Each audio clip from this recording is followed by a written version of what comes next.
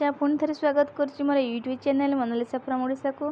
तो समस्त मोर शुभ संध्या। तो संध्यारे समस्ते कौन कर तो आशा करुच्ची आपण मैंने समस्त बहुत भल थे आ खुशी थे। तो राति आज आमर सोला तरकारी आ कचुड़ी बनवार था। तो भाविली आपण सागर निहाती शेयर करनेबी। तो जब भिडियोटी भल लगे तो निहाती भावे ये रेसिपीटी घरे बनइबे। तो मु सोला तरकारी बनवाई सोला तरकारी सोला को तो भिजे नहीं किसी समय प्रेसर सीटी मारिकी सीझे नहीं। तो सी सीझीगला रखी नहीं। तो ये कड़े गरम कली कड़े बसईदेली। तो कड़े पूरा ताती जाइए तेल पकई नहीं। तो तेल रे मु प्रथम चीनी तेल गरम है चीनी पकईली। तो चीनी कलर देख आसी कलर आसला जीरा पकईदेली। जीराटा टी से फुटिले भल तार बास्ना आसो। तो तेजपत्र पकई नेली। तो तेजपत्र भी टिके तेल रे टिके समय पकई साइला मसला को पकेबे। तो तार भी भल बास्ना आसो। तो देखो भलसे तेल भी पूरा बढ़िया तातीला सब जीरा भी भलसे फुटी जाइथिला। तो मसला को भी पकई नेली। तो जेहेतु घरे आज ये रेसिपी बनइबार थिला तो समस्ते घरे समस्त घरे तो एगुड़ा नॉर्मल सादा सीधा तो सोला तरकारी यही मसला। तो मुझे बहुत गुड़े भी मसला रेसिपी आप शेयर करछि। तो एते साधा पूरा बहुत साधारे मुझे बनाऊँगी। तो देखो मसला तो सब पकई नेली। तो मसला को टिके भलसे एमती कषि नेबे। तो भलसे कषि ना कहीं कंचालिया टाइप जमी रही पियाजटा तो भल तार टेस्ट आसबनी। तो पियाजटा को पूरा भलसे ब्राउन कलर है पर्यंत से तेल रे भलसे कषिबे। तो मुझे मेथी पकई नेली।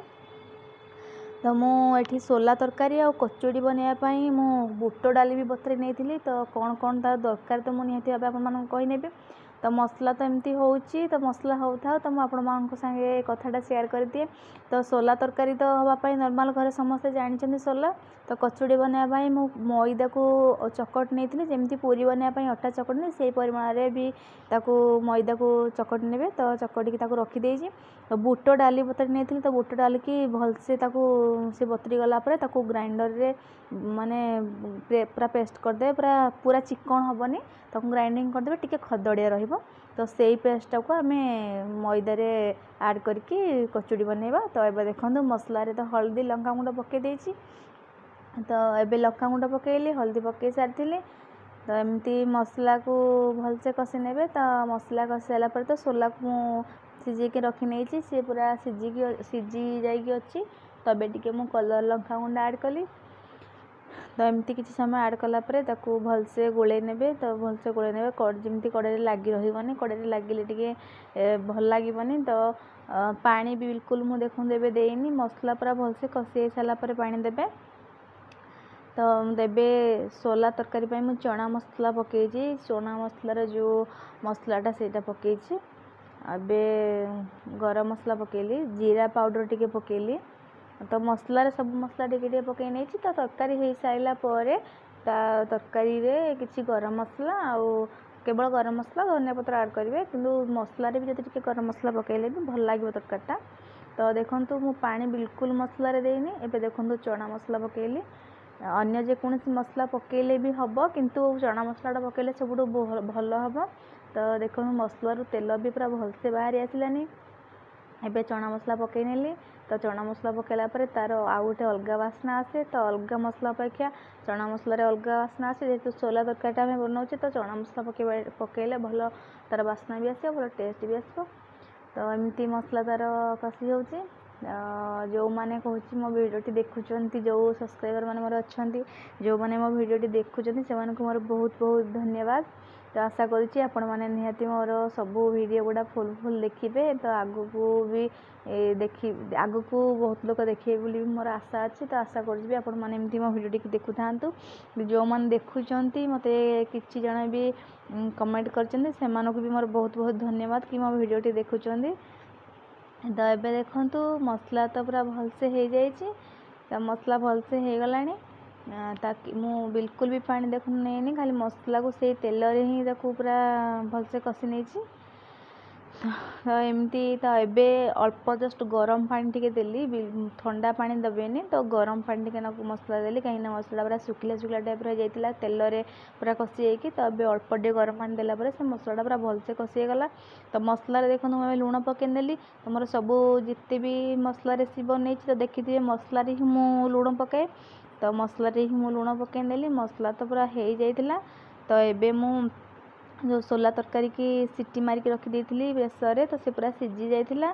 ତ ଏମିତି ବନେଇଲେ କାହିଁକି ନା ସେ ଜଲ୍ଦି ହେଇଯିବ। ତ କଞ୍ଚା ବି ସୋଲା ପକେଇ କଲେ ଚଳିବ, କିନ୍ତୁ ବହୁତ ସମୟ ଲାଗିବ। ତ ପ୍ରେସରରେ ସିଟି ମାରି ରଖିଦେଇଥିଲେ ତ ଜଲ୍ଦି ହେଇଯିବ, ତ ସିଝିକି ଥିବ। ତ ତାକୁ ବର୍ତ୍ତମାନ ମସଲାରେ ପକାଇ ନେଲି। ତ ତାକୁ ମସଲାରେ ପକାଇ ସାରିଲା ପରେ କିଛି ସମୟ ସେଇ ଯେଉଁ ମସଲାର ପାଣି ଥିବ ଆଉ ସେଇ ମସଲାରେ ସୋଲାକୁ କିଛି ସମୟ କଷିବେ। ତ ସେ ମସଲାରେ କଷି ସାରିଲା ପରେ, ଯେହେତୁ ଆମେ ଏଇଟା କଚୁଡ଼ି ସାଙ୍ଗରେ ଖାଇବା, କଚୁଡ଼ି ହେଉ କିମ୍ବା ପୁରୀ ହେଉ ଯାହା ସାଙ୍ଗରେ ଆମେ ଖାଇବା, ତ ଟିକେ କଷା ମାନେ ପୁରା ଶୁଖିଲା ଟାଇପ୍ର ରହିଲେ ଭଲ ଲାଗିବନି।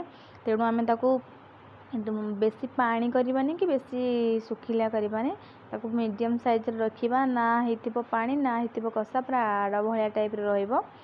ତ ଏବେ ଦେଖନ୍ତୁ ମୁଁ ସୋଲାକୁ ଭଲସେ କଷି ନେଲି। ତ ସେ ଏମିତି କଷି ହେଉଛି। ତ ଏବେ ସୋଲା ତରକାରୀ ପୁରା କଷି ହେଇଗଲାଣି। ତ ୟାକୁ କିଛି ସମୟ ଘୋଡ଼େଇ ଦେବା। ତ ଘୋଡ଼େଇ ଦେଲେ ତା'ର କିଛି ପାଣି, ସେ ଜାଳରେ କିଛି ପାଣି ଟିକେ କମ୍ ହେଇଯିବ। ତ ପାଣିଟା ଟିକେ ମରିଯାଏ। ତ ସେ ପାଣିଟା କମିଗଲା ପରେ ତାପରେ ଆମେ ଯାଇକି ଯେଉଁ ଗରମ ପାଣି ରଖିଥିବା ଫୁଟା ପାଣି, ସେ ପାଣିଟା ଦେବା। ତ ତରକାରୀଟା ଭଲ ଲାଗିବ। ତ କାହିଁକିନା କଞ୍ଚା ପାଣି ଦେଲେ ତା'ର ଟେଷ୍ଟ ଅଲଗା ଆସେ, ଫୁଟା ପାଣିଟା ଦେଲେ ଟିକେ ଅଲଗା ଆସେ। ତ ଏବେ କଷି ହେଇଯାଇଛି ସୋଲା ଗୁଡ଼ା ଭଲ ଭାବେ ପୁରା କଷି ହେଇଗଲାଣି। ତ କଷି ହେଇଗଲା ପରେ ତାକୁ ଏବେ ଆମେ ପାଣି ନେବା। ତ ଆପଣମାନେ ବି ଯଦି ଚାହିଁବେ ତ ଏଇ କଷାରେ କିଛି ଟମାଟୋ ସସ୍ ଆଉ ସୋୟା ସସ୍ ଆଉ କ୍ଷୀର ମାନେ ଅମୁଲ କ୍ଷୀରଟା ଥଣ୍ଡା ହେଇସାରିଥିବ, ତ ସେଇଟା ଆଡ଼୍ କରିପାରିବେ। ତ କଲେ ବି ଭଲ ଲାଗିବ। ତ ମୁଁ ଏବେ ଦେଖନ୍ତୁ ଗରମ ପାଣି ଦେଇଦେଲି। ତ ବେଶୀ ଆମର ପାଣି ହେବନି, ତେଣୁ ମୁଁ ସେତିକି ପାଣି ଦେଇକି ତାକୁ ବର୍ତ୍ତମାନ ମୁଁ ଘୋଡ଼େଇ ନେବି। ତ ସିଏ ଫୁଟିଯିବ ଭଲସେ ଫୁଟିଗଲା ପରେ ତାପରେ ଆମର ତ ସୋଲା ତରକାରୀ ହେଇଗଲା। ତ ସୋଲା ତରକାରୀ ତ ଆମେ ଘରେ ତ ଏମିତି ସମସ୍ତେ ହିଁ ବନାଉଛେ। ତ ଯେହେତୁ ଆମେ କଚୁଡ଼ି ସାଙ୍ଗରେ ଏଇଟା ଖାଇବା, ତ ଏଇଟା ମୁଁ ସେଇଥିପାଇଁ ଆପଣମାନଙ୍କ ସାଙ୍ଗେ ସେୟାର କଲି। ତ ଏବେ ଦେଖନ୍ତୁ ସୋଲା ତରକାରୀ ପୁରା ହେଇଯାଇଛି, ଖାଲି ଫୁଟିବାର ଅଛି। ତ ଫୁଟିଗଲା ପରେ ଆମେ ଗ୍ୟାସ୍କୁ ଅଫ୍ କରିଦେବା। ତ ଏବେ ସୋଲା ତରକାରୀ ବସିଛି। ତ ଆମେ ଯେଉଁ ବୁଟ ଡାଲିକି ମୁଁ କହିଥିଲି ନା ତାକୁ ତାକୁ ଭିଜେଇକି ନେଇଥିଲେ, ତାପରେ ତାକୁ ଗ୍ରାଇଣ୍ଡିଙ୍ଗ କରିନେଇଛି। ତାକୁ ଘିଅ, କୌଣସି ଗୁଆ ଘିଅ ହେଉ କିମ୍ବା ଡାଲଡା ଘିଅ ହେଉ, ଯେକୌଣସି ଘିଅ ଅଛି ଆପଣ ତାକୁ ଘିଅରେ ଭାଜିବେ। ତ ଯଦି ନାହିଁ ବି ତେଲରେ ଭାଜିଲେ ଚଳିବ, କିନ୍ତୁ ଘିଅରେ ଭାଜିଲେ କାହିଁକି ନା ତା'ର ବାସ୍ନାଟା ଭଲ ଆସିବ, ତା'ର ଟେଷ୍ଟ ବି ଭଲ ଆସିବ। ତ ଆଉ ଗୋଟେ କଥା, ବୁଟ ଡାଲିକି ବିଲକୁଲ ଚିକ୍କଣ ପୁରା କରିବେନି, ପୁରା ଟିକେ ଖଦଡ଼ା ଟାଇପ୍ର ରହିବ। ଟିକେ ଖଦଡ଼ା ଟାଇପ୍ର ରହିବ। ସେ ଗୋଟେ ପୁର ଟାଇପ୍ର ହେବ, ମାନେ ପୁରୀଟା ଯେମିତି କଚୁଡ଼ିଟା ସେଇଭଳି ବନାଯିବ।